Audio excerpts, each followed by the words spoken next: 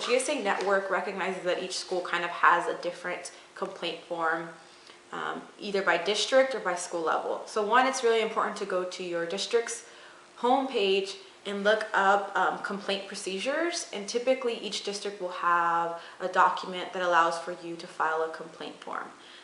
You can, after going to the website, if it's kind of hard to find, you can go into the office, or you can go into the office first and ask, like, how would I file a complaint? I'm having an issue at school and it has to do with discrimination and harassment, and I want to make sure that it's addressed. So can I have the complaint form? A lot of schools will tell you to go here and do this and do that. No, it's not really asking, it's kind of demanding for that, because you as a student have the right to file a complaint on campus, right? So make sure that you get that complaint form, and if they're not willing to give you that complaint form, one thing that you can do is go to gsanetwork.org, click on our resource guide, and it says experiencing harassment and discrimination, and it gives you a PDF that's really cool on like what is harassment and what is discrimination, things like what is the education code and what does it protect, and then it gives you an example complaint form, and the example complaint forms are pretty easy.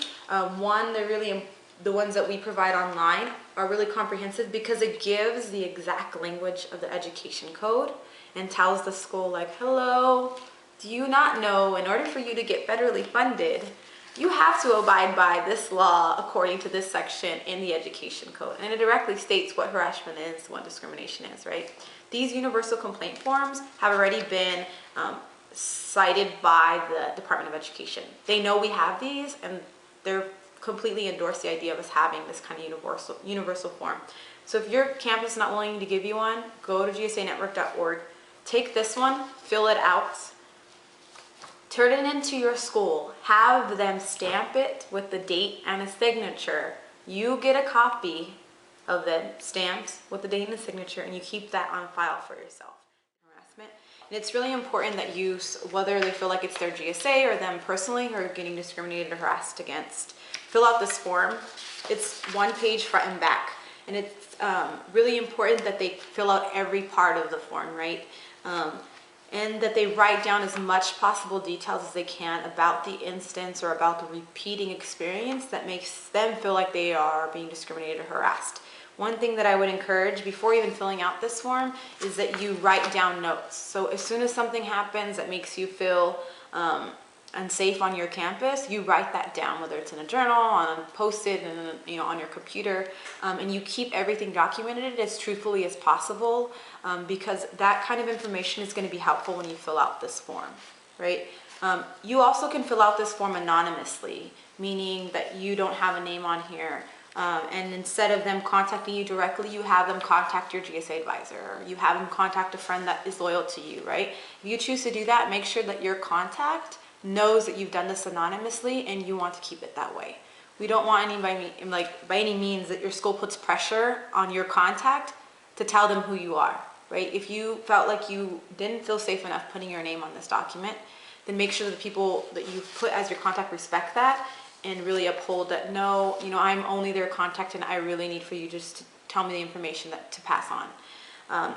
And the reason I'm saying that is because once you turn it in, get it stamped with the signature that you've turned it in to, usually it's like the Department of truancy and those kind of issues on campus.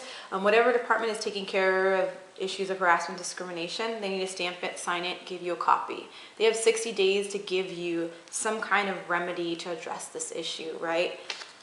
And that should be, you could request on this form that it's written, you could request that it's emailed, you could request, whatever that you'd like, but make sure that it's very clear on what you would like to see of this issue, right? And if they don't respond in a way that actually addresses the issue, they haven't done the investigation to find out what happened and how to address the issue within 60 days, it's your responsibility to kind of keep putting pressure, right, on your school to make sure that they're doing this. A lot of schools will say, oh, well, you never gave us that form.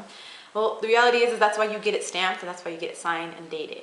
Because you could say, well, actually 50 days ago I gave you this. You have 10 days to address it. According to the education code, you have 10 days to investigate it and address it. So I suggest you start because you have 10 days. 60 days started 50 days ago, right? It's really important. There's a lot more information on gsanetwork.org under our resources on harassment and discrimination that gives you specific dates and the policies to file these complaints.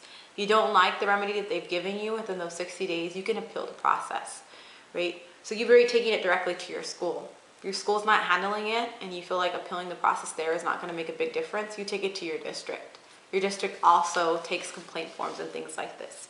You think about it, put pressure on your school and your school's not willing to address it, and you put pressure on the bosses of your principals and admin, they're not going to feel very happy about that pressure, right? So that's why we usually ask students to take it to your school first, because schools typically are really trying to find answers to address these issues before it becomes a district-wide issue.